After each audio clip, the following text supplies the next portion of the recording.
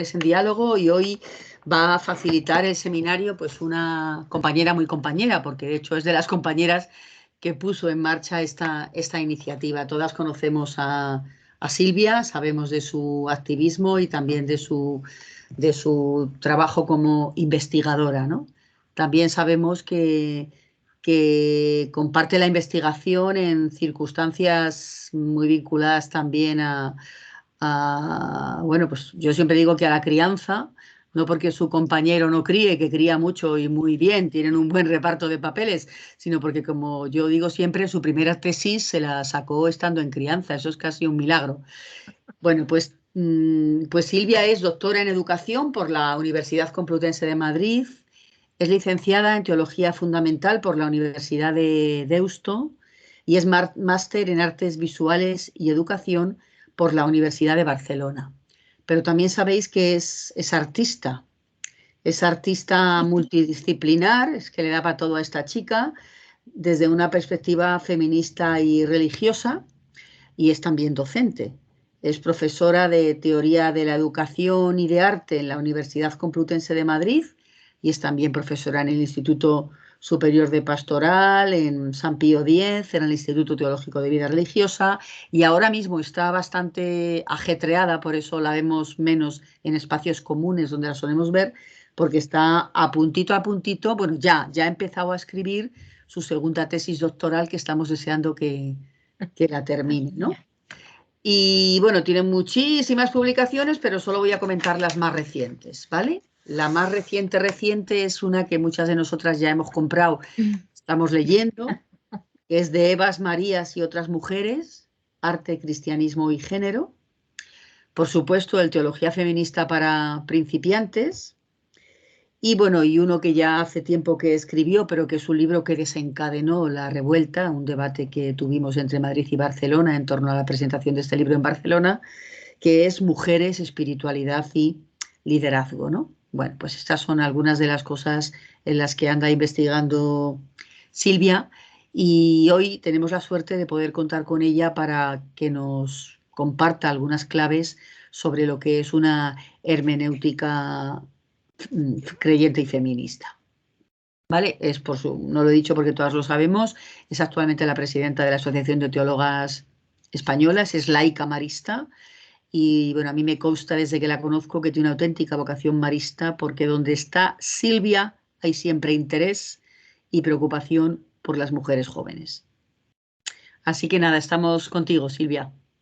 Muchas gracias. Qué bonito. Fíjate que te voy a contar una anécdota así para empezar sobre el último libro que has comentado, el de Mujeres, Espiritualidad y Liderazgo, que el otro día me hacía una videoconferencia con una teóloga de Buenos Aires y andaban buscando el libro para poderlo recibir allá. Porque les parecía que era como punto de partida para cuestiones de sinodalidad y conversión pastoral. O sea que algo hemos hecho bien, ¿no? Si va a llegar a otro continente, ¿no? Eh, bueno, y tiene un poco que ver también con esto que vamos a hablar hoy. Quizá este seminario es como un poco más teórico, ¿no? Otros seminarios son como más prácticos. Tienen que ver mucho con la vida concreta y con la experiencia concreta, ¿no? Y para hablar de hermenéutica, que es una palabra muy gorda, muy compleja, quizá hay que hacer un poco de teoría. Por eso voy a dividir lo que voy a compartir en dos partes, una más teórica y otra más aplicada quizá a la vida, a la experiencia religiosa de las mujeres, ¿no? Conforme vayamos avanzando, yo estoy segura que vais a ir viendo que esto ya os suena, ¿no? En el fondo es lo que ejercemos, ¿no? Cuando ejercemos una espiritualidad empoderada, en el fondo estamos fundamentándonos en este tipo de hermenéutica, ¿no? Pero yo creo que siempre es bueno saber de dónde parte, ¿no? O sea, no hacerlo a ciegas o por intuición, sino ayudarnos sabiendo de dónde parte para también ser críticas, ¿no?, con el método que estamos utilizando no solo para analizar, sino también para comprender y también para vivir la espiritualidad cristiana feminista y también la reflexión sobre lo que estamos recibiendo de nuestra tradición y cómo queremos transformar y seguir empujando esa tradición de otra manera, ¿no?, como es la propuesta feminista, ¿no?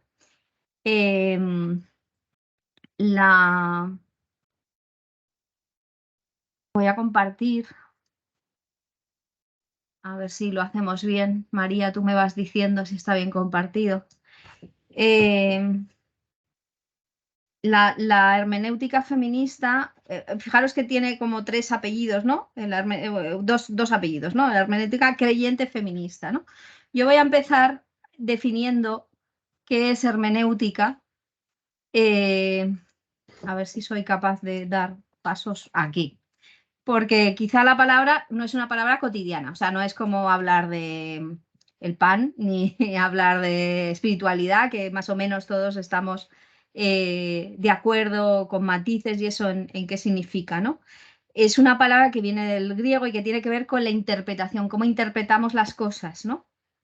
Eh, cómo interpretamos, y los griegos pensaban que esto era un arte, o sea, que necesitaba una sensibilidad educada, que eso nos permitía dar explicación a, lo que nos compartíamos unos con otros, ¿no? A esto que llamamos nosotros comunicación, que puede ser escrita, verbal o incluso no verbal o visual, ¿no? Que yo, como soy artista, para mí toda esta comunicación visual que ahora mismo tiene un protagonismo enorme, también está dentro de este arte, ¿no?, de poder interpretar las cosas, y que luego os pondré algún ejemplo, ¿no? ¿Qué utilidad tiene la hermenéutica? La hermenéutica lo que permite es comprender mejor los textos. Cuando hablamos de texto, no solo se refiere eso al texto escrito o al discurso oral, sino a todas las narrativas que hay detrás de lo que detrás de ellas está lo que pensamos, ¿no? Y lo que estamos viviendo y cómo lo estamos comprendiendo. Entonces, una narrativa también puede ser una imagen, ¿no? Y en ese sentido, los textos escritos, que es el primer punto en el que donde se va formando esta idea de hermenéutica, va a dar lugar a otros textos que en el hoy son importantes, ¿no?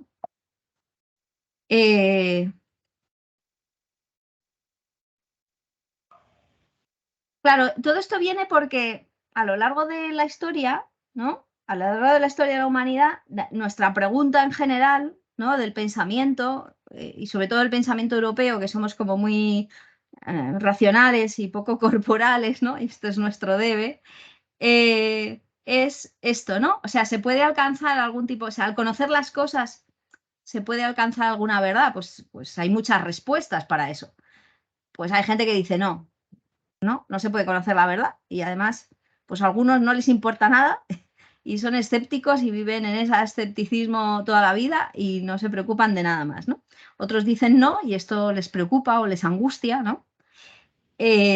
Otros dicen sí, podemos conocer qué es la verdad, ¿no?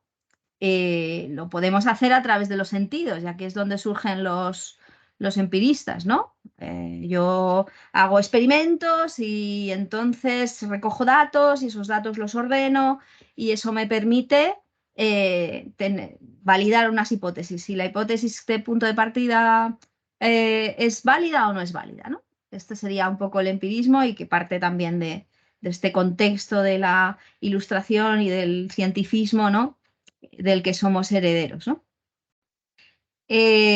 Otros dicen, sí, bueno, podemos experimentar, pero lo único que nos diferencia del resto de la naturaleza y que nos hace diferentes es la razón, y quizá la razón es lo que nos puede decir que es la verdad o no, ¿no? Y usando bien la razón, pues nos situamos ahí. Y hay otros que dicen, bueno, da igual si podemos llegar a la razón o no, digo, al conocimiento o no, a comprender la realidad, si la cuestión es saber qué función tiene conocer esa realidad, ¿no? ¿Es algo interno mío que me ayuda a tener sentido de la vida y me ordena, me estructura como persona, ¿no? Y ahí hay una reflexión sobre cuál es el ideal de persona, ¿no? Unos hablan de una persona en plenitud, otros hablan de la imposibilidad de ser persona en plenitud, ¿no? Todas estas posibilidades. Y hay gente que dice, bueno, en realidad no nos interesa tanto lo interno porque vivimos en sociedad y lo que nos interesa es cómo convivir, ¿no? Y qué verdad nos permite hacer convivencia y no matarnos entre nosotros, en el fondo, ¿no? O sea, poder vivir moderadamente a gusto unos con otros, ¿no? Fijaros que es muy complejo, o sea, yo puedo llegar a muchas verdades al final con minúscula, ¿no? Hay que preguntarles a cómo entendemos nosotras la hermenéutica en el contexto feminista a la Escuela de Frankfurt. La Escuela de Frankfurt, que es de primera mitad del siglo XX, todos estos señores muy bien trajeados, ¿no? Que era la época, y os pongo sus caras, son gente que influye mucho, no solo en nosotras y en nuestra cultura, sino también en nuestra teología, ¿eh? Porque muchos de los teólogos que para nosotros son importantes, ¿no? De los años 50, 60, están muy influenciados y hacen diálogo con estos filósofos, ¿no? Lo que hace la Escuela de Frankfurt es hacer una teoría crítica sobre la realidad. Y aquí es donde se engancha esta hermenéutica de la que os estoy hablando, ¿no? Con Heimer, que es el primero que piensa, hace como una reflexión entre cómo conocer en el contexto tradicional y cómo conocer hoy, y hace esta teoría, ¿no? ¿Y qué dice? Sobre todo me interesan esos rasgos que tenéis abajo, en los 3 puntitos de abajo. Dice, no existe la imparcialidad. Esto que a veces en los diálogos que tenemos cotidianos, parece como que cuando uno habla, pues está hablando en neutro, ¿no? Y esto las mujeres decimos, no estás hablando en neutro porque con nosotras no estás contando, ¿no? Esto que tenemos tan integrado, ¿no? En el mundo feminista, ¿no? Viene de aquí, ¿no? De la teoría crítica. No existe la imparcialidad. Todo el mundo tiene un punto de partida desde donde mira, con unas gafas, con un tipo de pensamiento, de ciencia, de filosofía, etcétera, ¿no? No se puede asumir una objetividad total de las cosas. O sea, cuando nos presentan, por ejemplo, los libros de historia o los libros de ciencia incluso, ¿no? Y nos presentan una serie de datos de lo que ha sucedido, de las consecuencias que tiene eso, pues no podemos asumir que esa es la total objetividad, sino que también hay una interpretación en ello, ¿no? Y lo que nos vamos a, por ejemplo, en educación, yo que vengo de educación, pues de repente miramos los libros de historia o los libros de ciencias y no hay mujeres, ¿no? Y ha habido mujeres que han sido literatas y poetas y no están en los libros de literatura, y ha habido científicas y no están en los libros. Entonces, lo que vemos con esta conciencia que ya tenemos muy educada es que no hay una objetividad, ¿no? Y esto viene de esta gente. O sea, que fijaros que el pensamiento crítico es un pensamiento como muy moderno, tiene 100 años en realidad, ¿no? Casi menos, ¿no? Y tercero, que el conocimiento está condicionado por su entorno. O sea, no es lo mismo conocer en Europa que conocer en África, no es lo mismo conocer en el entorno rural que conocer en el entorno urbano, ¿no? E incluso dentro del urbano, en distintos barrios, ¿no? O sea que el contexto social es muy importante para interpretar la realidad, ¿no? Y la hermenéutica se ha aplicado a los textos bíblicos. Os decía, muchos teólogos que nosotros hemos leído, ¿no?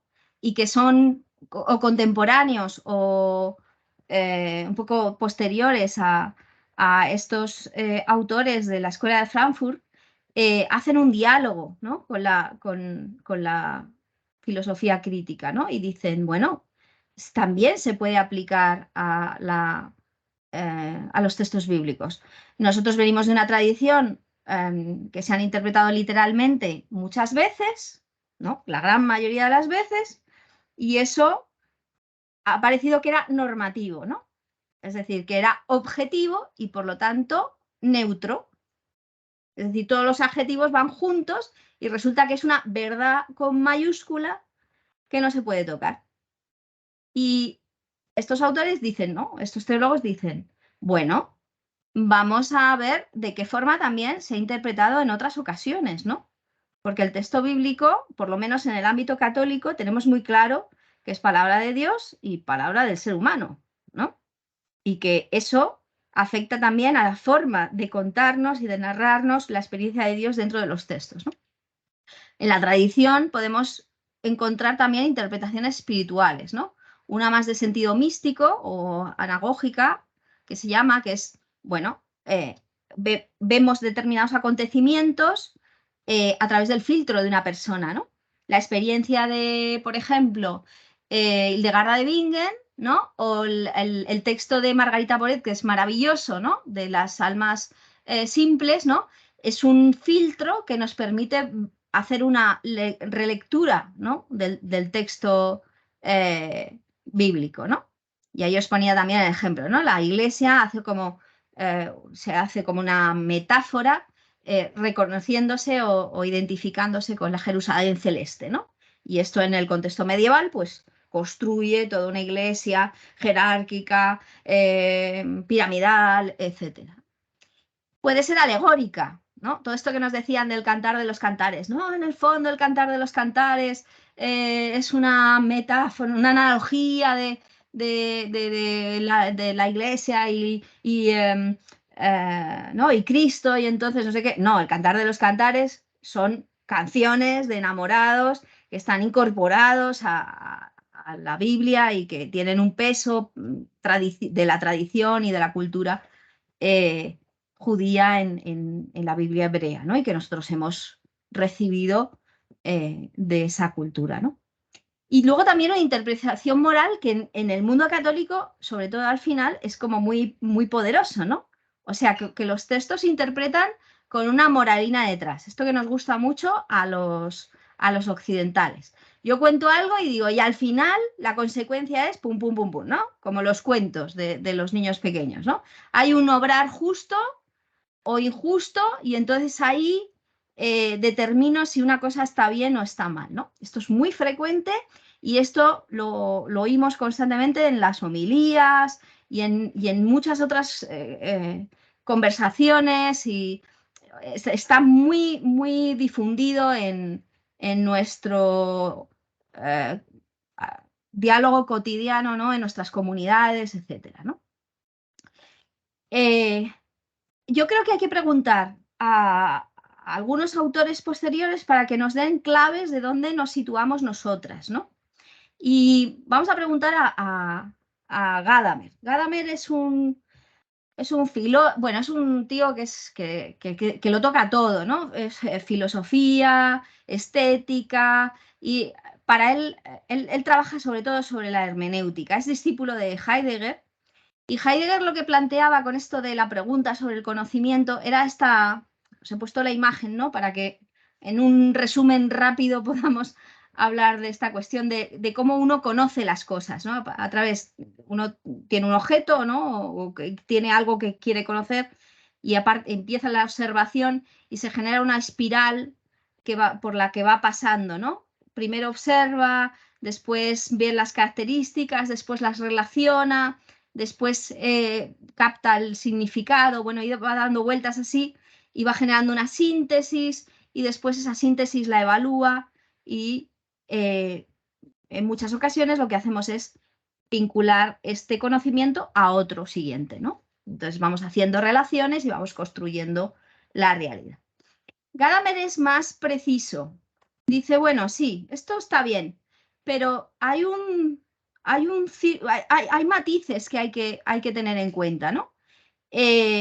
Porque esto no es una interpretación lineal, esto que nos enseñaban en el colegio de hay una persona que lee un texto y que el texto tiene un significado y ya está, ¿no? O sea, entre medias hay un montón de matices que hay que tener en cuenta, ¿no? Hay prejuicios. Cuando yo cojo un libro y miro al autor y si lo conozco, ¿no? Pues ya tengo prejuicios porque me puede gustar o me puede no gustar y entonces ya estoy en distinta situación, ¿no? O como no le conozco, le pido opinión a alguien y entonces me da su opinión y eso me condiciona, ¿no? O sea, hay un punto de partida. Prejuicio no significa que sea siempre negativo, sino que es que yo tengo ideas previas que me permiten situarme, porque es que si no, sería imposible, ¿no? Sería imposible porque mi conocimiento entonces no estaría funcionando. Nuestro conocimiento está siempre funcionando, ¿no? Y entonces dice, bueno, pues no es tan sencillo esta interpretación, ¿no? Hay que ir a esas sospechas que tenemos sobre el texto, esos prejuicios y esas preguntas que tenemos sobre el texto. Acordaros que texto no es solo el escrito, sino también puede ser una imagen o una narración de la Biblia o, en fin, otro tipo de comunicación, ¿no? Y el texto tiene que volver también a nosotros, ¿no? Con sus significados y ver de qué manera eso también lo estamos interpretando de nuevo, ¿no? Este sería un poco el círculo hermenéutico de Gadamer. Dice, el todo explica las partes, ¿no? Hay una totalidad que es el texto y que puede explicar las partes que tenga el texto, ¿no? Necesito comprender los prejuicios que tengo. Si yo no soy consciente de que tengo ideas previas, ¿no? Si yo no soy consciente de que tengo ideas positivas hacia el autor del texto o ideas negativas, ¿no? O cómo me sitúo cuando voy y escucho una homilía, pues a lo mejor me sitúo de una manera porque el cura me cae bien o estoy en una iglesia que no conozco y entonces estoy como incómoda y me sitúo mal con respecto a lo que estoy escuchando, ¿no? Tengo que poder comprender esto que hay en el texto, ¿no? Tanto los míos como los que hay en el autor, ¿no? Necesito conocer al autor. Mejor que conozca al cura que está dando la homilía y que sepa cómo es, que no conocerle, porque entonces puedo entenderle mejor, ¿no? Siempre interpretamos un texto desde nuestros propios prejuicios, ¿no? He dicho, los míos propios y los de los que me están, el otro, ¿no? El texto, el que me está transmitiendo. Para interpretar se debe poner en diálogo esos prejuicios, ¿no? Los míos y los que tiene el texto. Esto lo llama Gadamer la fusión de horizontes, ¿no? Mi horizonte, mis gafas, ¿no? Nosotras hablamos siempre de las gafas violetas, ¿no? En el mundo feminista, ¿no? Pues mis gafas violetas, yo a veces pienso, algún día me quitaré las gafas violetas. Pues normalmente no me las quito porque todo lo paso por ese filtro, ¿no? Ahora me cuesta mucho quitarme las gafas porque lo miro todo así, ¿no? Pero ser consciente de que las llevo y que las puedo hacer el contraste y dejar que otros me digan, bueno, pues a lo mejor tu filtro es un poco opaco, ¿no? A lo mejor tienes que también hacer crítica a tu filtro. Eso es este horizonte, ¿no? De esta fusión de horizontes a la que se refería Gadamer, ¿no? Poner en relación mis prejuicios con los prejuicios del otro, ¿no? El texto forma parte del lector y el lector reforma el texto. O sea, yo interpreto el texto a partir de lo que yo siento, vivo y miro, ¿no? Y lo que hago también es modificarle. Esto nos pasa mucho en la Biblia, ¿no? Que yo leo un texto y yo interpreto una cosa y mi hermano de comunidad o mi hermana de comunidad interpreta otra cosa, ¿no? Entonces, esa reformar el texto está siempre como muy presente en nuestra reinterpretación de las cosas, ¿no? Incluso de la experiencia religiosa, ¿no? Yo puedo contarle a alguien una experiencia que he tenido en un momento determinado y yo la puedo interpretar de una manera y la otra persona a la que se la he contado dice, no, esto es justo lo contrario a lo que estás diciendo, ¿no? Entonces, el texto siempre está en movimiento, ¿no? O la narrativa, ¿no? En este caso. Si yo comprendo eso, si yo comprendo el interior de esa narrativa, de ese texto, lo que estoy haciendo es comprenderme a mí misma. Saber cómo me estoy moviendo yo dentro del texto, saber qué es las dificultades que estoy teniendo y también las oportunidades que tengo, ¿no? Y eso siempre está abierto, que es la última conclusión, ¿no? O sea, para Gadamer siempre hay una posibilidad de seguir reflexionando sobre las cosas que vamos descubriendo, ¿no? Esto sería un poco el círculo que él plantea, ¿no? Una precomprensión, ¿no? Donde están los prejuicios, un reconocer esos prejuicios, un fusionarse con los que vienen del texto de la otra persona que me cuenta la narrativa o que me pone en narrativa, ¿no? O escuchar cuál es el engranaje que hay detrás, ¿no? Y al aplicar este diálogo, lo que genera es de nuevo preguntas, ¿no? Y así sería eso que él llama el círculo hermenéutico, ¿no? ¿Por qué os cuento todo este rollo? Es un rollo teórico. Porque esta señora, que conocéis muy bien, que es Elizabeth Schure Fiorenza, teóloga donde la haya, dice, oye, esto se puede aplicar no solo en el tema de la interpretación, sino también con un filtro feminista. Es decir, desde una teoría que sospecha del texto, ¿no? Porque el texto no es neutro, porque siempre está en movimiento, porque hay una interpretación del autor que a mí me llega y también yo tengo unos prejuicios con los que lo leo, ¿no?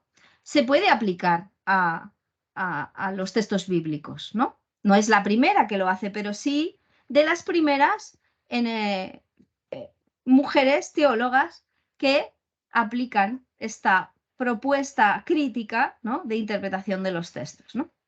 Y entonces aplica, y con los mismos pasos que os he puesto antes, lo aplica al texto bíblico.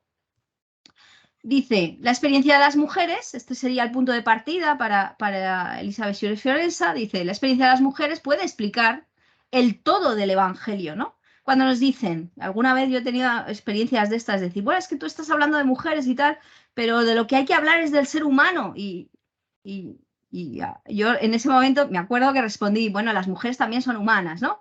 O sea, las mujeres, que es la limitación, la particularidad del propio ser humano, que es ser humano sexuado, también puede explicar el todo del que significa cristificarse, ¿no? que es el centro del Evangelio, el ser humano está revestido de Cristo, ¿no?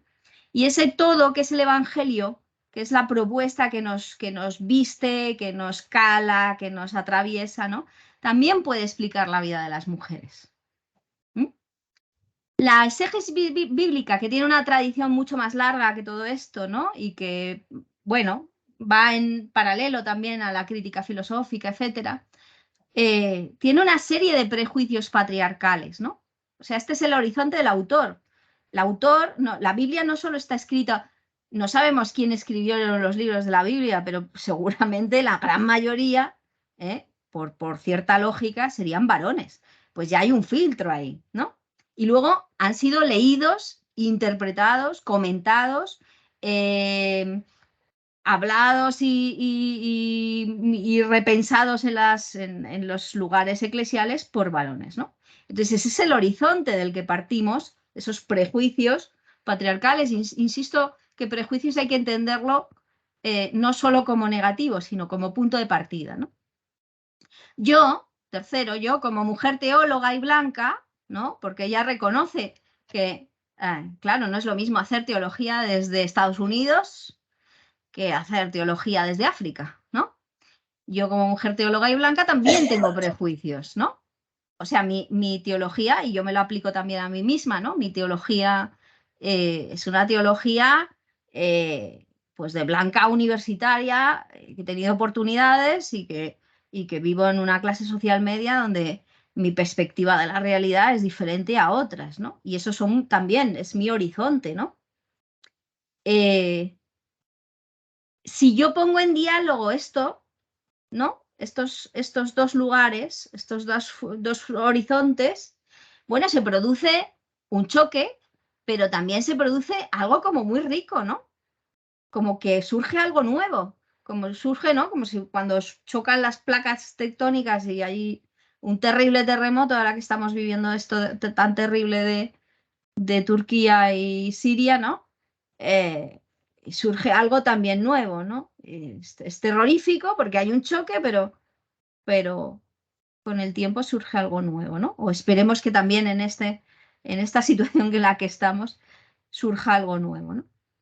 Entonces, el texto bíblico no está siempre formado de la misma manera, sino que yo también puedo reformar. O sea, cada vez que nosotras tocamos el texto y decimos, bueno, pues yo encuentro este matiz en el texto, oye, pues yo interpreto el texto de esta manera, ¿no?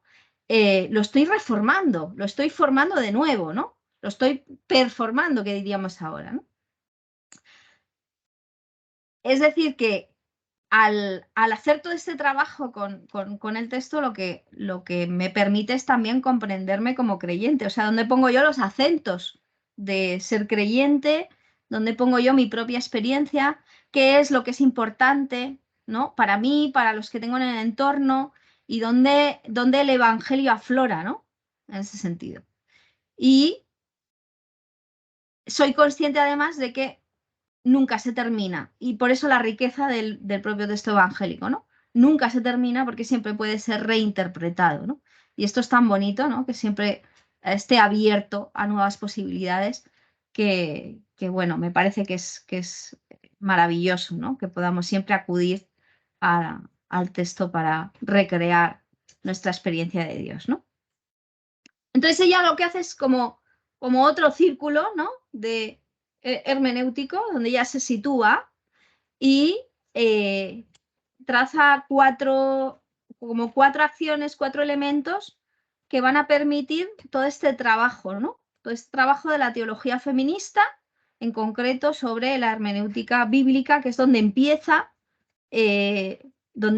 la teología feminista, que es en la lectura de los textos bíblicos, ¿no? Sobre todo. ¿Cuáles son estos cuatro elementos? Ella habla de la hermenéutica de la sospecha o la deconstrucción, habla de la hermenéutica de la memoria y el recordar, el hacer el ejercicio de recordar, habla de la hermenéutica de la imaginación creativa o el reimaginar y ritualizar, y habla también de la hermenéutica de la proclamación o la reconstrucción, ¿no? Porque no se queda, lo interesante de esto es que en el contexto teológico, como somos muy proféticos y estamos marcados por ese carácter profético de nuestra tradición judio-cristiana, nunca nos quedamos en la deconstrucción, sino que siempre buscamos la vía para la construcción, ¿no? Y esto está muy presente también en la teología feminista y lo introduce Elizabeth Schure-Fiorenza en su propuesta, ¿no? ¿Qué es cada una de estas cosas? De construir, o la hermenéutica de la sospecha, es no dar por hecho determinadas afirmaciones, o sea, sabiendo que las cosas no son neutras, que hay una parcialidad en la realidad que nos encontramos, que la complejidad es mucho mayor de afirmaciones sencillas, que dan por sentadas determinadas cosas. Lo que hacemos es sospechar de esas afirmaciones y profundizar en ellas para deconstruirlas. Deconstruirlas yo siempre lo explico como si tuvierais un reloj de estos de los analógicos, de los de manecillas. No sé si habéis visto alguna vez algún relojero desmontar un reloj con esas pincitas que utilizan, que quita la esfera de cristal y luego el anillito que la sujeta y entonces levanta la parte donde están los números y con muchísimo cuidado y unas pincitas chiquitísimas empieza a quitar tuerca por tuerca, que yo siempre pienso, seguro que alguna cuando vuelva a montarlo se le queda fuera y no sabe dónde va, ¿no? Fijaros la dificultad de la deconstrucción, porque claro, para que funcione la máquina, ¿no? Para que funcione el reloj, todas las piezas tienen que estar en su lugar, ¿no? Y quitar una pieza, cuidar esa pieza, ver cómo está, qué forma tiene, cómo funciona con respecto a las otras, es muy delicado, ¿no? Jacques Derrida, que es como se presentaba antes, de la Escuela de Frankfurt, decía que deconstruir es un trabajo que requiere gran respeto hacia lo que estás haciendo, ¿no? Aunque le acusen de que es un gran deconstructor, él tenía muchísimo respeto hacia todo lo que él investigaba y que deconstruía, porque decía que era tocar la tradición y el pasado y tener como mucho respeto a eso que uno había recibido como un don, ¿no? Entonces, la deconstrucción debe ser delicada, no puede ser así a lo burro, ¿no? Decir, no, las mujeres tenemos que tal. No, tiene que estar bien pensada y tiene que tener en cuenta todos los matices que me permiten subrayar aquellas afirmaciones que no son tan obvias como parecen y darles fundamento, ¿no? Hacer memoria es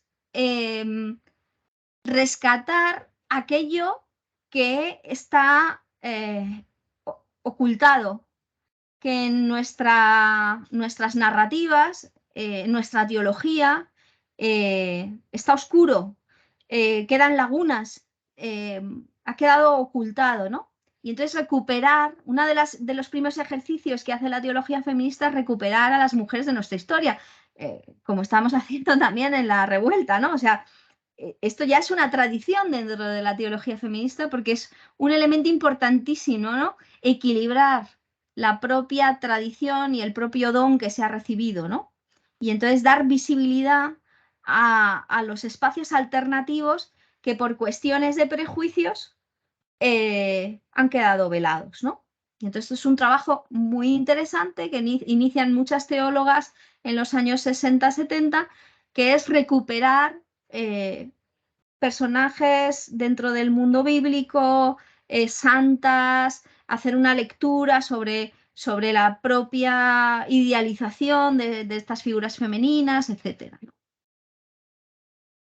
El tercero sería la hermenéutica de la imaginación creativa, ¿no? Yo digo siempre que esto es soñar, es decir, ¿y si? ¿No?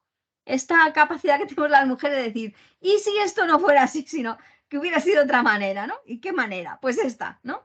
Y se nos ocurren cosas, ¿no? Podríamos hacerla así, podríamos hacerla allá. Y esto que estamos muy acostumbradas porque nos han educado a ello, ¿no? O sea, porque la educación femenina está educada a la adaptabilidad, ¿no? O sea, los hombres están educados a la estabilidad, porque es lo que necesita el espacio público y es más conservador, y las mujeres estamos educadas a la adaptabilidad, a ir adaptándonos a lo que los hombres van decidiendo, ¿no? Este es el sistema patriarcal, ¿no? Luego nosotras hemos hecho en estas últimas décadas un poco otras cosas, ¿no? Pero estamos muy acostumbradas a soñar, ¿no? Al ¿y si?, ¿no? ¿Y si la realidad fuera de otra manera? ¿Y si la iglesia fuera de otra manera? Ahora estamos con la sinodalidad. ¿Y si la iglesia fuera de otra manera? Algunas que yo me sorprendo muchísimo es algunas de las propuestas que hacen para sinodalidad. Digo, chicas, si esto llevamos 30 años las mujeres haciéndolo.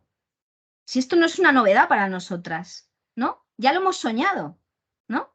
Entonces, ese trabajo de reimaginar cómo sería así, ¿no? Aquello que hizo Christine de Pizan en su momento, ¿no? Y si las mujeres gobernaran la ciudad, ¿no?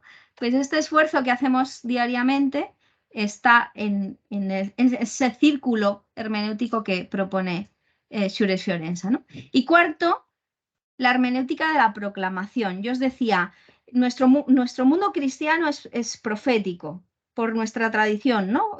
Judía.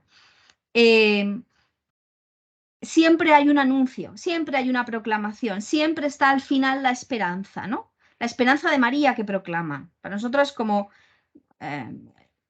es importante Juan, pero más importante para nosotras es María, ¿no? María que proclama, no María la de las manos juntas, sino María la que proclama el Magnificat, ¿no? Y en esa proclamación, la proclamación lo que hace es reconstruir, ¿no? Con ayuda de complicidades, con la ayuda de Isabel, ¿no? Trazar nuevos espacios sociales, ponerse en marcha, ¿no? En este soñar, concretar y ponerse en marcha. comportamientos, buenas prácticas, decimos ahora, cambiar la mentalidad, involucrar a determinadas personas, movilizarnos en el metro, como nos estaban contando antes, ¿no? Todo esto es como la última parte que lo que hace es enganchar de nuevo en ese círculo, ¿no? En ese círculo hermenéutico que propone la propuesta de Sciure-Fiorenza, ¿no? Y ella dice, esto no va ordenado, yo os lo he puesto así en plano ordenado, ¿no? Como si fuese un círculo. Pero Elizabeth Sciure-Fiorenza dice, esto es más bien como un baile, que uno va hacia adelante, hacia atrás, da 2 pasos adelante, da un paso hacia la derecha y se mueve hacia atrás y luego da una vuelta. En realidad, todas las hermenéuticas van funcionando a la vez y se van desplazando a la vez y se necesitan unas a otras. No va una adelante y otra después, sino que van combinándose para impulsarse juntas, ¿no? De tal manera que al danzar en muchas direcciones, al final uno crea una danza, ¿no? Crea una danza total. Un ejemplo que quizá conocéis, ¿no? La interpretación del texto de Marta y María. Toda la vida interpretándolo, ¿no? Por lo menos toda la historia cercana a nosotros de estos últimos siglos, ¿no? Interpretando la vida contemplativa, la vida activa, Marta la vida activa, María la vida contemplativa, una consecuencia moral, que es la importancia del silencio, que es más importante que la vida activa, por lo tanto las laicas tienen menos valor, en la función que hacen vocacional, etcétera, ¿no? Aquí, si yo lo interpreto así, está bien.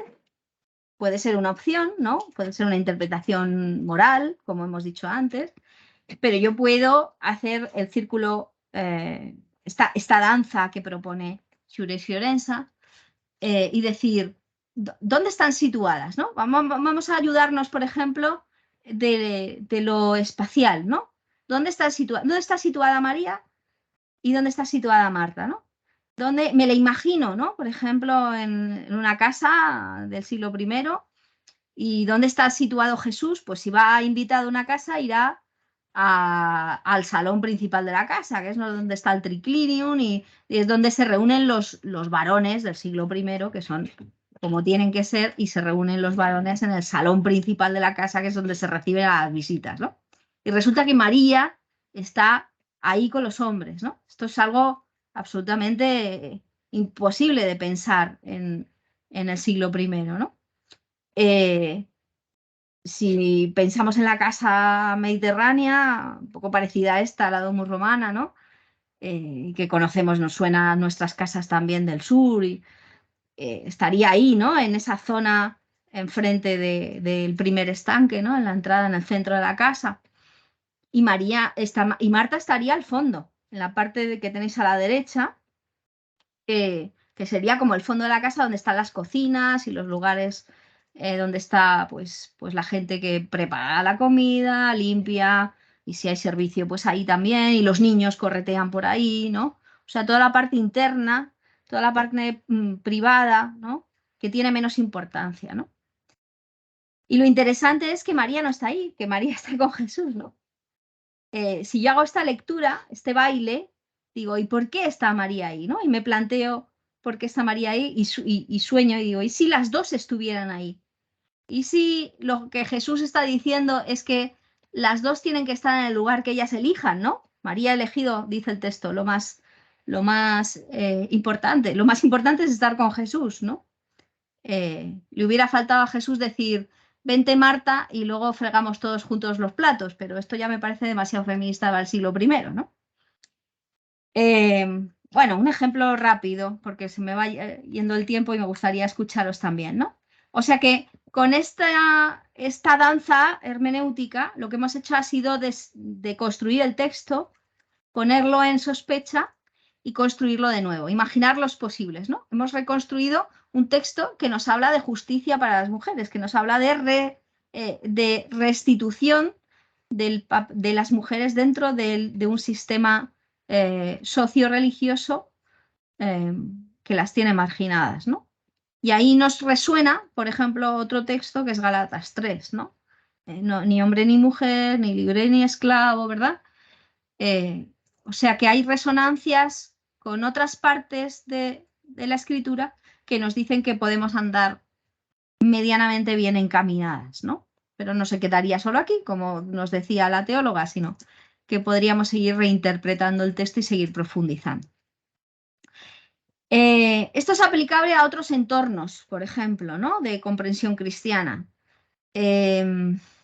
Por ejemplo, a la teología en general. Primero se aplica a la Biblia, pero se pasa a otros entornos teológicos, ¿no?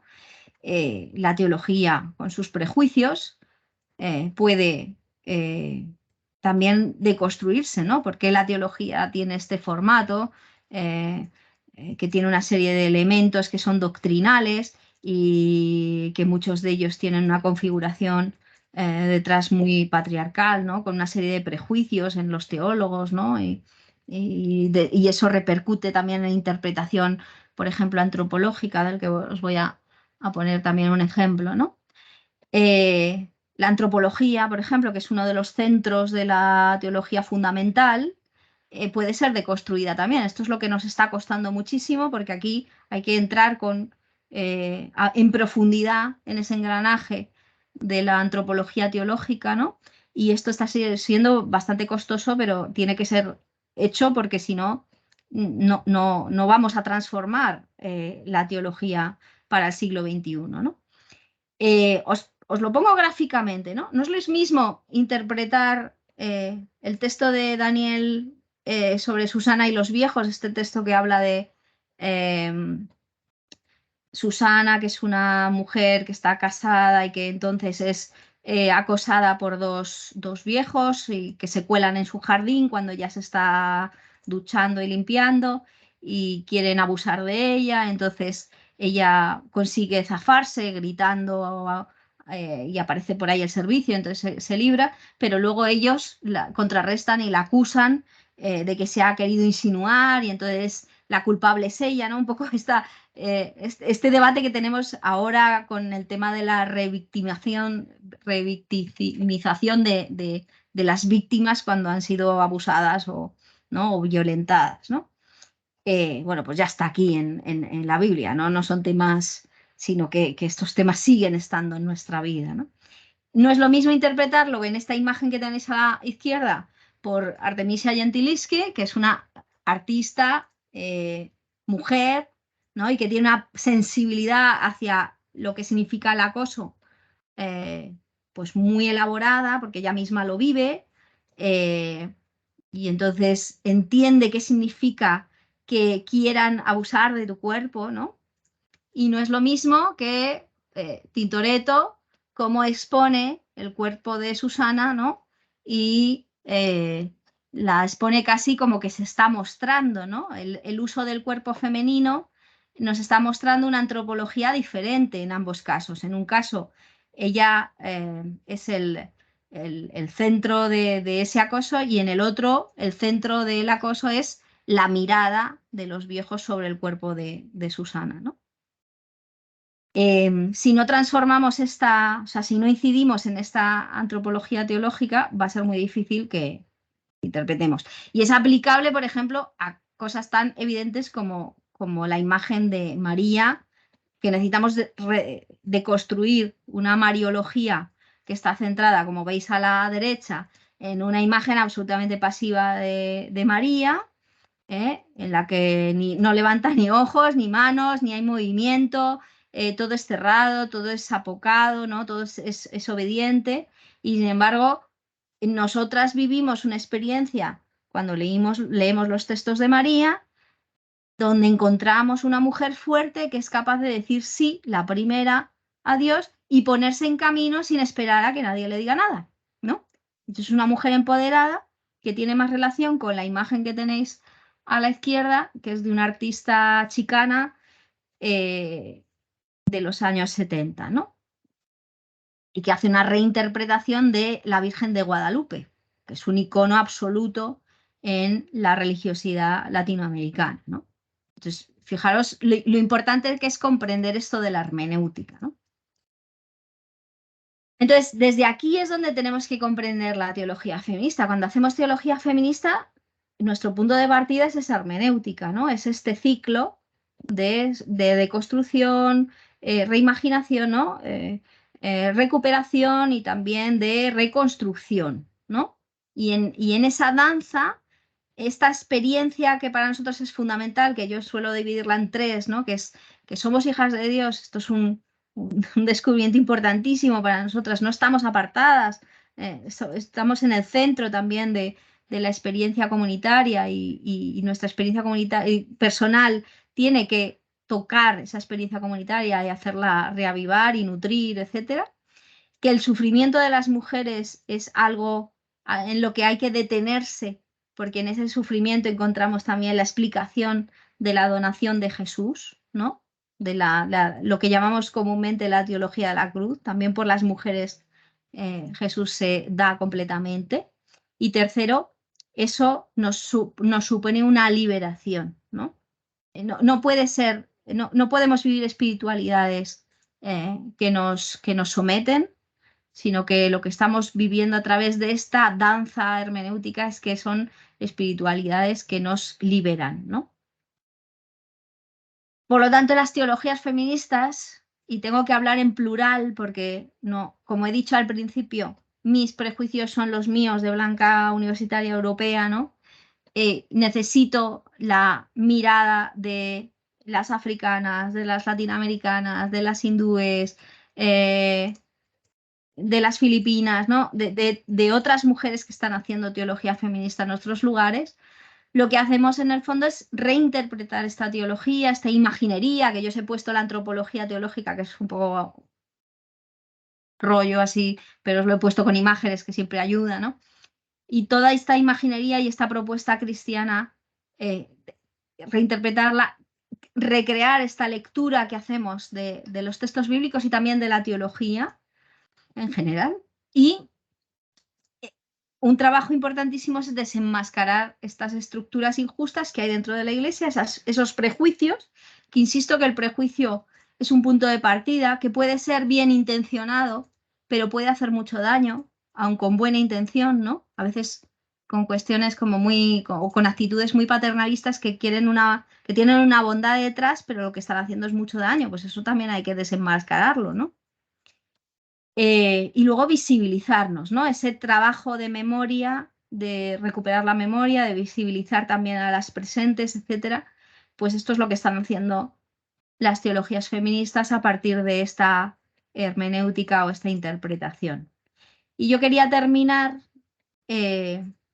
danzando. Y os voy a poner a una magnífica bailarina que tiene un proyecto súper bonito de danza colectiva interreligiosa, donde hay mujeres de las distintas religiones abrahámicas que danzan juntas. Ya se llama Miriam Pérez y vamos a ver un trocito pequeño de su arte y luego si queréis podéis buscarlo. El proyecto se llama Nava Project y hace esto, ¿no? O sea, pone en conjunción estas danzas desde las experiencias diversas de distintas mujeres en distintas religiones.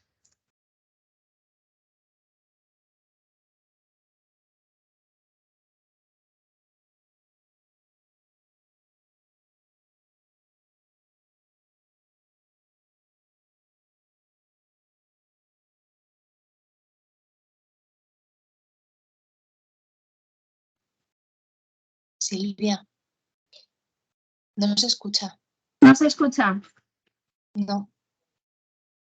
Vale. Silvia, no se escucha. No se Silvia. escucha. Pues voy a descompartir y hacemos como antes. Hacemos como antes. Compartir con el sonido. Esto es.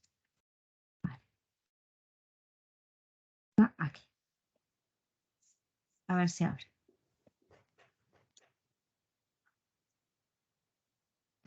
Ahora sí.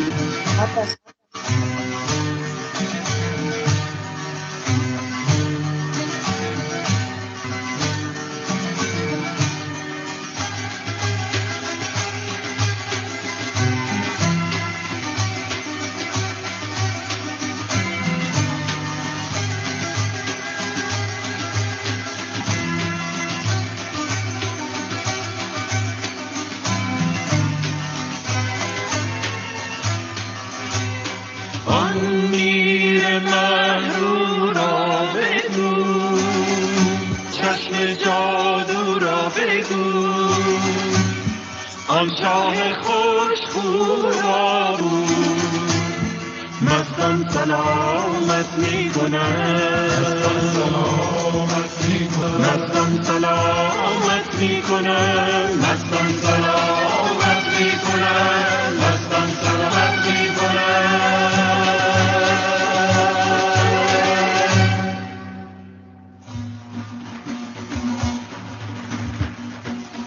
Bueno, pues nada, compartiros esto y nada, invitaros también a que dancéis, sigáis danzando en este trabajo que vamos haciendo, que es el compartir esta teología feminista y hacer la vida. Y nada más.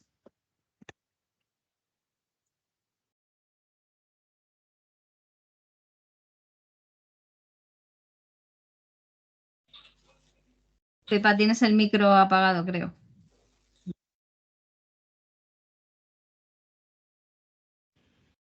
Digo que muchas gracias, Silvia, has hecho pedagógico lo complejo y además valiéndote también del lenguaje visual que nos ha ayudado mucho y bueno, pues muchas gracias, ha sido muy interesante. Yo creo que ahora tendremos seguro que preguntas o confirmaciones, ¿no? Y sobre todo hemos experimentado, creo yo, que la teología feminista nos da alas, ¿no? Saca el pájaro, la pájara de la jaula para que podamos pensar y experimentar a Dios sin pedir permiso a nadie, ni siquiera a la tradición. Eso de que una mejor tradición es aquella que se deja recrear y reinventar, ¿no? Bueno, pues ahora la palabra es de todas y me parece que María va a ir dando la palabra, ¿verdad, María? Sí. Así que cuando queráis. Si queréis empezamos leyendo porque Marga se ha tenido que ir y decía que muchas gracias Silvia, que ha sido muy interesante, que se tenía que ir, que ha sido una pena y que bueno, que luego lo escuchará. Y luego Candela también decía, muy interesante y bien explicado, millones de gracias. Marina, muchas gracias Silvia, has explicado todo de maravilla, eres una mujer increíble. Muchas gracias.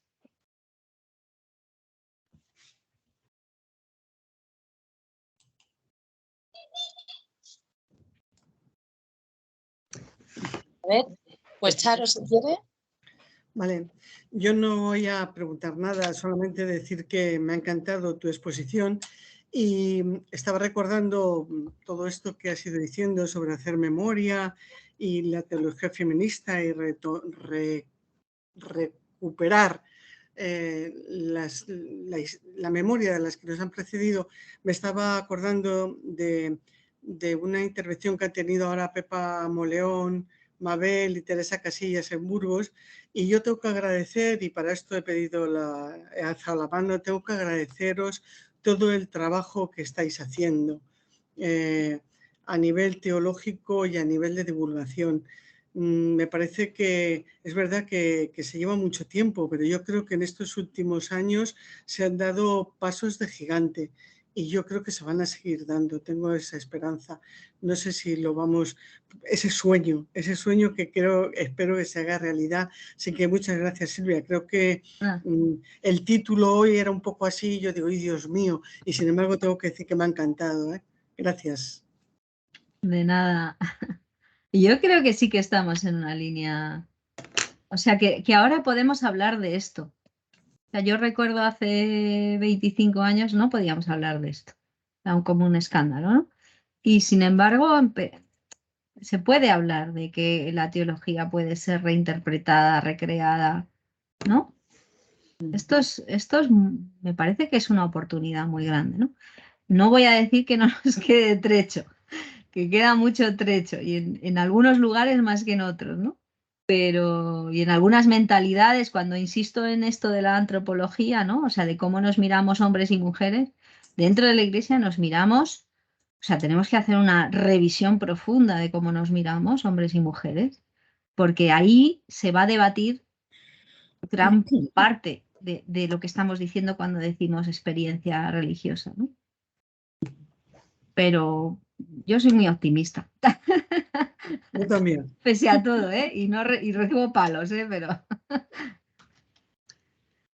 Yo una cosa que quería comentar es que me parece que esta manera de comprender y de hacer teología y de interpretar la realidad, los textos bíblicos, pero cualquier tipo de narrativa, me parece también que es inclusiva, ¿vale? Que está al alcance de todas las mujeres. No sé cómo explicarlo, ¿no? Que quizá hay que encontrar modos pedagógicos de hacerlo, pero creo que cualquier mujer cristiana que desee reflexionar sobre su fe y aplicar su inteligencia a un texto bíblico, con esta metodología lo podemos hacer, ¿no? Con lo cual me parece como muy importante, porque también saca la teología en exclusiva de la academia. Quiero decir, la academia ofrece el marco de la investigación que es imprescindible, pero creo que la teología feminista universaliza la teología, ¿no? De manera que las mujeres de los entornos populares se pueden apropiar de ella también, ¿no? Gracias a estas investigaciones que hacen las teólogas feministas y gracias a todo esto, ¿no? Pero eso que me parece como muy importante, ¿no? Que la teología feminista es inclusiva, es decir, tiene vocación también de ser popular, porque estas herramientas, esta comprensión de la hermenéutica facilita enormemente que así sea. ¿Me explico lo que quiero decir? Y de eso, por ejemplo, quizá hay muchas más experiencias en América Latina, por ejemplo, que en España, pero que no cabe duda que esto facilita enormemente, ¿no? Para mí eso también es el gran valor que tiene esta comprensión de la hermenéutica, ¿no? Y bueno, cómo nace de la mente de Jules Fiorenza, ¿no? Pero cómo luego esto se sigue desarrollando, se populariza, ¿no? Y se sigue reflexionando críticamente cómo hacerlo, ¿no? Pero al mismo tiempo baja, ¿no? Baja a los lugares, puede bajar, quiero decir, a los lugares populares, ¿no? Y en ese sentido me parece súper importante también. Sí, es una sabiduría mucho más compartida. Yo he puesto el ejemplo de Jules Fiorenza porque es de las primeras que hace esta ordenación de los procesos, ¿no? Pero podemos irnos a otras autoras que también al mismo tiempo, ¿no? O sea, yo creo que en el fondo hay una intuición no solo de las mujeres, por eso yo creo que estoy de acuerdo contigo, ¿no? Que es inclusiva, también de algunos hombres, ¿no? Que están haciendo teología de que se puede reformular la experiencia de Dios de otra manera, ¿no? Y eso democratiza claramente, ¿no? Sí, sí, sí. Bueno, ha levantado la mano Miriam, pero ahora mismo no la veo. Ya está aquí.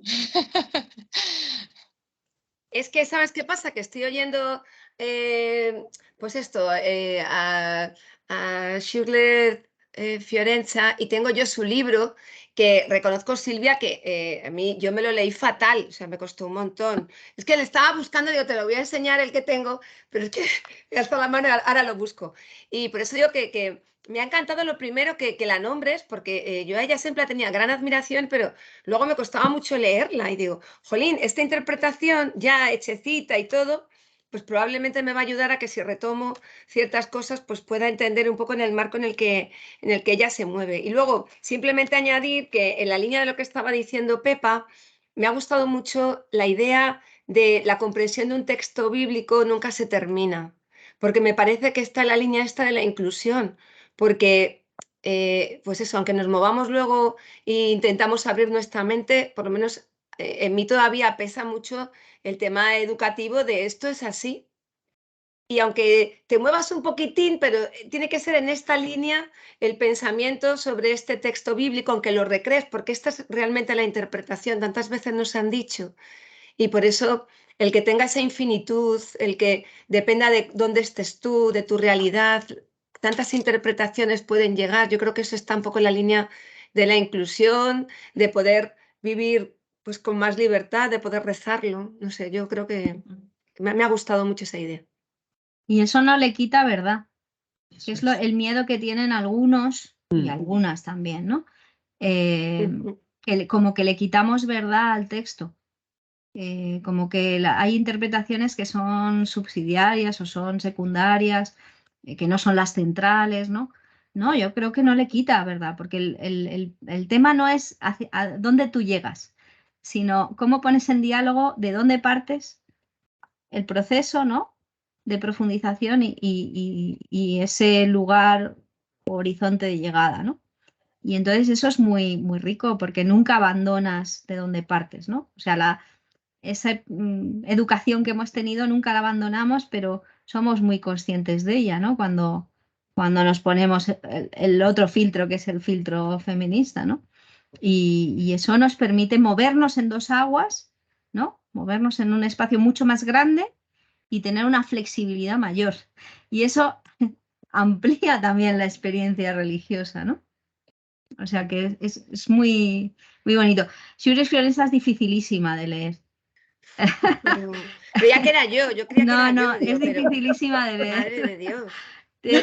Escribe muy complejo porque utiliza muchísimos términos filosóficos, es muy enrevesada su forma de escribir, muy metódica, pero es difícil, sí. No es quizá por la donde yo empezaría a leer. Claro. Todas empezamos tengo por hace allí. años. Yo Claro. me fotocopié, ¿cuál era? ¿Cómo era? Memoria de ella. Sí, en memoria de ella. Fue Sí. lo primero que me fotocopié, lo tengo todavía por aquí y también me pasó lo mismo. O sea, yo me lo leí y yo creo que no entendí nada, ¿no? O sea, yo tenía 18 años, no entendí nada, ¿no? Pero luego he ido reelaborando y he dicho, joder, esta tía, qué razón tiene, ¿no? Pero luego con un montón de conocimientos alrededor que me han permitido también comprenderla, ¿no? Claro. Lo bueno que tiene es que conecta también con otro tipo de narraciones a veces, ¿no? Poéticas o experienciales de algunas mujeres, que eso es lo que nos hace mantenernos en la lectura, decir, a ver si así pillo algo más, ¿no? Pero sí. Sí, porque haces referencias constantemente a otras épocas, a otras mujeres, eso es muy bonito también de ella, ¿no? Y eso está muy, muy presente también en otras teólogas, ¿no? O sea, como también hacemos nuestras propias genealogías sin saberlo, ¿no?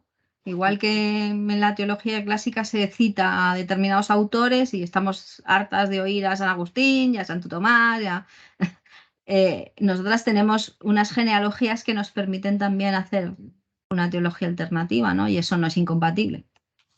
Pilar de Miguel, tú hace ya mucho tiempo escribió un cuadernillo, imagino que lo conoces, Silvia, de esos cuadernos de Deusto, que eran los cuadernos Chirimiri. Sí. Era también una lectura, ¿no? Era como un guión de trabajo sobre la hermenéutica feminista planteada por Shures Fiorenza. Sí.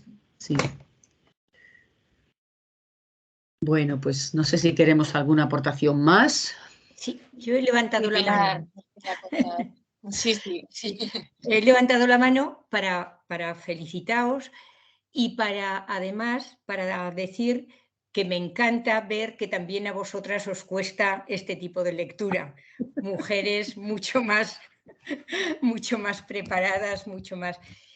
Y haceos un comentario de algo que me pasó ayer y que me dejó un poquito así. Estuve en un grupo de reflexión social con un grupo de amigos y de amigos muy queridos además y con una trayectoria larga de vida juntos, ¿no? Y entonces me preguntaron, ¿vais a dar una charla, una conferencia en el conversatorio y tal? Y le dije, no, pero yo no. ¿Tú la vas a dar? No, yo, Teresa Pascual y yo presentamos tal, a las ponentes y tal. Ah, tal.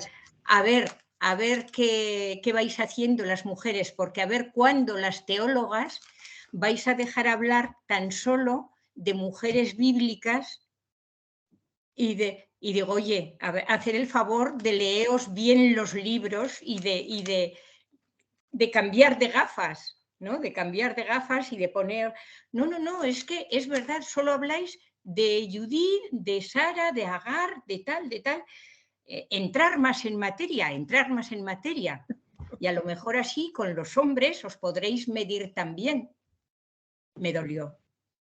Bueno, a que seguramente esta gente está en una corriente que ahora está muy de moda que no quiero nombrar. Los paradigmas. Sí, a que sí. A que están con el tema de la dualidad y la leche en bote. A que sí. Pues la no dualidad. Sí, un poquito es que ahí sí por se ahí. está generando un movimiento reaccionario bajo capa progresista Terrible, ¿eh? En algunos lugares, ¿eh? En otros a lo mejor no, pero en algunos lugares está generando un reaccionarismo muy, muy fuerte, ¿eh? Yo terminé diciéndoles, puede ser de eso. todas formas, llevamos muchos siglos oyéndoos, escuchándoos a vosotros y siguiendo vuestros escritos y tal, y permitidnos que si algo nos gusta, nos equivoquemos, porque nosotras estamos empezando, llevamos ya un tiempo, pero en comparación, bueno, lo comparativo no tal. Hay que La ir próxima vez les dices que lean a Mary Daly, a las que es contemporánea de Shures Fiorenza y que deconstruye toda la teología fundamental así, a plumazo, pum, pum, pum. O Elizabeth Johnson, es que son unos por ejemplo. ignorantes, es que son unos ignorantes, es que no han leído, no conocen. O sea, se creen con todos los respetos máximos hacia la persona de Dolores Alexandre, que la respeto al máximo, pero es que se creen que la teología feminista es leer a Dolores Alexandre, que es muy importante leer a Dolores Alexandre, ¿vale? La teología feminista tiene un amplio desarrollo en el mundo, en nuestro país también, en Europa, o sea, y en más lugares, o sea, es que son unos ignorantes, ni conocen ellos, ni han leído muchos curas, ¿eh? No. Fijaros, una cosa, esto también es una anécdota, pero también compartirlo, porque tiene que ver con esto. Una de las cosas que más estoy disfrutando con la colección de mujeres bíblicas, que parece que es el famoso tema clásico de las mujeres bíblicas, es que cada teóloga que escribe un libro lo escribe de una manera completamente diferente. O sea, unas súper analíticas, otras a través de narración, otras a través de un análisis antropológico, religioso, no sé qué. Y todos los estilos son diferentes. Digo, si la gente verdaderamente viera, o sea, los pusiera así y viera esta diversidad, no hablaría de que las mujeres siempre hacemos lo mismo, ¿no? No. Y es una cosa súper puntual, que además es un tema clásico. Pero bueno, seguramente a estos amigos tuyos lo que les pasará es que cada vez tienen menos autoridad sobre tu vida y eso les pone nerviosos. Ya no tendrán el liderazgo de tu comunidad, que sí, a que no lo tienen, lo tenéis ahora otras y entonces algo tienen que hacer. Ayer hablábamos de esto en San Carlos, ¿no? Del síndrome del hombre perplejo, ¿no? Que o se hace un reaccionario, un fundamentalista, o se plantea que tiene que ir trabajando el tema de las nuevas identidades, ¿no? De las masculinidades alternativas, y eso les cuesta morir. Pero bueno, algunos lo hacen, algunos lo hacen. Bueno, chicas, pues muchísimas gracias a todas. La semana que viene no, el próximo mes tenemos un tema bastante novedoso. Lo vamos a tener porque esta teóloga, actualmente está en España haciendo un máster. Es Silvana Rabinovich, que ya es una teóloga política decolonial y es una activista, ella es judía, pero es una activista, está contra el sionismo judío y es una activista por la causa de Palestina, es argentina y bueno, promete ser esto muy, muy interesante. Silvana Rabinovich. Muchas gracias a todas y bueno, a por el 5, a por el 8 y a por cada día. Allí nos vemos. Un beso a todas. Muy bien, besicos a todas. Gracias a todas. Gracias, Muchas gracias. Gracias.